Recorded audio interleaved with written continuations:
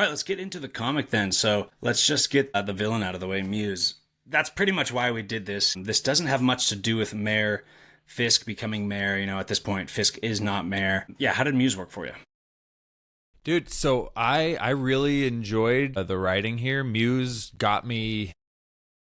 It got me right into the story. And again, so it's not my first introduction to him because he was in Born Again that we just saw. So my first time seeing Muse, I'd heard of him here and there, was Born Again. And I am very glad that I watched Born Again first. If I would have read read Muse in this run and then got the Muse that we got on screen, I would have been very disappointed because he is miles better on page to me.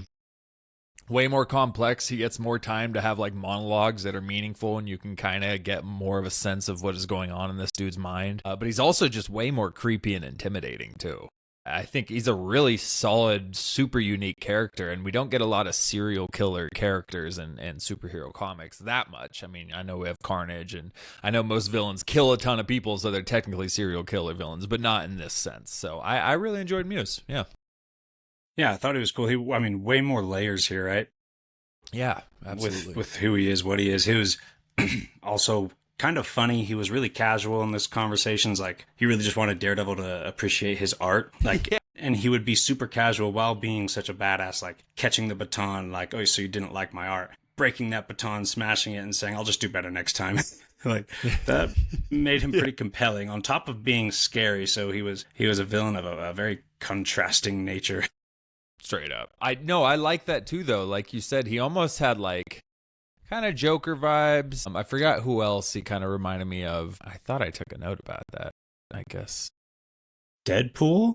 I guess I did. Yeah, not quite a little bit though, toned down to like 4-2. Right, but he's got that sense of humor there, and I could have swore I took a note and wrote it down, but I know it was partially compared to the Joker. He had those aspects to it, and the way he's just genuinely messing with the hero, but you can tell he's kind of like sincere when he's saying like, seriously, how's the art? You know, he's putting a lot of passion into this. He's a very passionate villain, and boy, has he killed a lot. Matt smelled the painting and said he was able to pick up roughly 115 different bloods. Just like, yeah, oh my god, okay, which is crazy. And they play into the art, playing with Daredevil's plot powers a lot, which they didn't do at all in the show. I wanted them to play with that for the purpose of the powers, which we'll get into, but also just for the political standpoint. Like, I really wish his art made more of a statement in the show, played more of a role politically, like as mayor with Fisk, and kind of speaking on that duality of character that this whole show is kind of the theme of.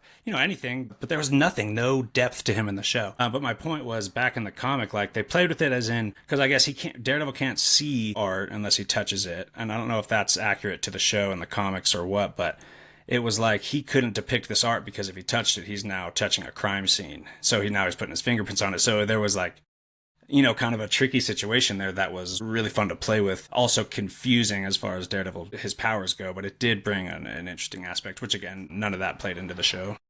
No, not at all. It was a very shallow rendition on the show. Like we said, it was rushed. They didn't do a lot of time to set up anything. It kind of just jumped straight to the ending there with the character. Yeah, and again, for spoilers, but when we get to Volume 6, it's titled Mayor Fisk in Soul's Run, he just dies. So, like, he doesn't play a big role in there either. So when you say you'd be disappointed after reading the comics, I think part of that is, like, he was so abruptly killed.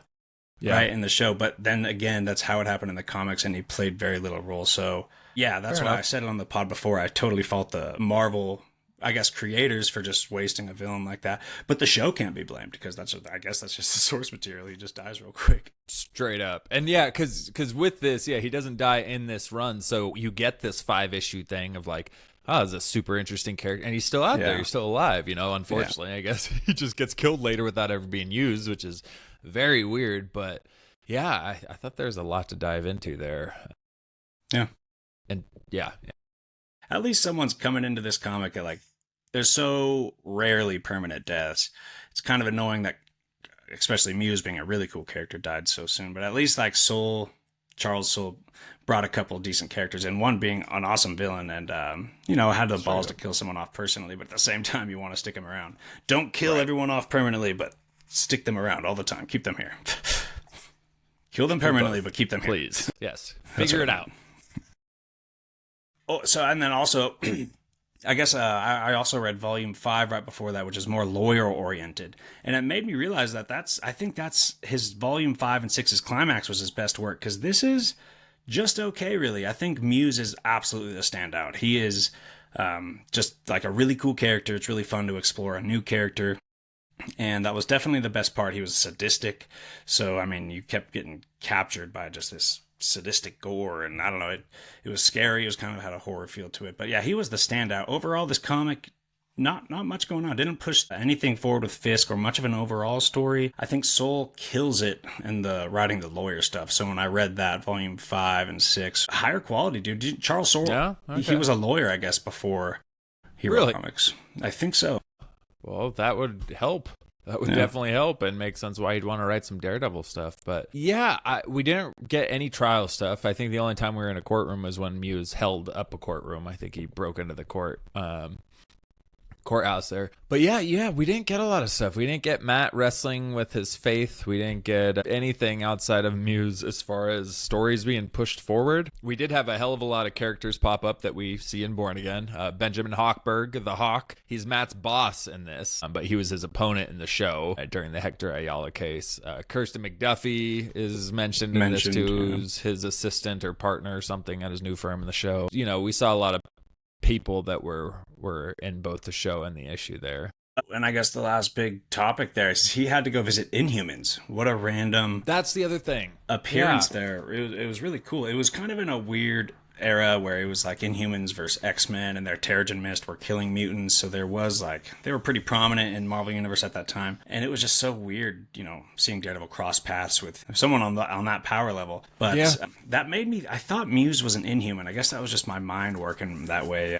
That's what I took my notes too, though, because he does have a power. He has the sensory deprivation type deal where they say he's like a sensory black hole. Daredevil has a hard time honing in on him. He can't really see him. He keeps saying like the sensors are off. He can't feel Muse. So Muse has some type of ability, and I thought they hit it because he takes his mask off. He takes his mask off at the end, and his face is like white, deformed with blood pool red eyes, but like with no actual like normal human eyeballs. Like it's just a pool of red and black, and his face was a mess. And it kind of reminded me of one of the other Inhumans we saw running away in issue 11, I think. Some dude with his blue swollen face, and it turns out he was affected by the Terrigen cloud that went out and affected all these people. So I still think Muse, I think it's very possible that he was affected by the Terrigen mist, and that's his face and his sensory deprivation powers. I don't know.